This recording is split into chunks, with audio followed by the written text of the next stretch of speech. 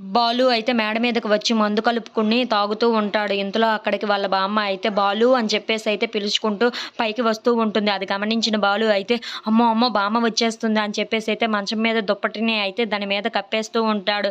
అది గమనించిన వాళ్ళ బామ్మ అయితే ఏంట్రా ఇక్కడ మందు తాగుతున్నావా, నిన్ను మాత్రం నేను మార్చలేకపోతున్నానురా, ఏంటో ఈ టింగర వేషాలన్నీ ఎప్పటికి మానుతావో ఏంటో అని చెప్పేసి అయితే తనని కొడుతూ ఉంటుంది.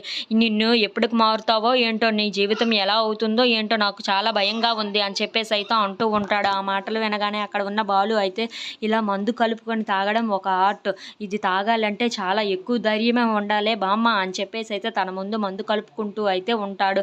అది చూసిన వాళ్ళ బామ్మ అయితే ఏంటి ఇది తాగడానికి ధైర్యం ఉండాలా, చూడు నేను ఎలా తాగుతానో అని చెప్పేసి అయితే తన చేతిలో నిండి బాటిల్ తీసుకొని అయితే అక్కడ ఉన్న వాళ్ళ బామ్మ అది తాగేస్తూ ఉంటుంది. అది చూసిన బాలు అయితే హే వద్దు వద్దు అని చెప్పేసి అయితే అంటూ ఉంటాడు. ఇంతలో అక్కడ ఉన్న వాళ్ళ బామ్మ అయితే ఆ బాటిల్ మొత్తం తాగేస్తూ ఉంటుంది.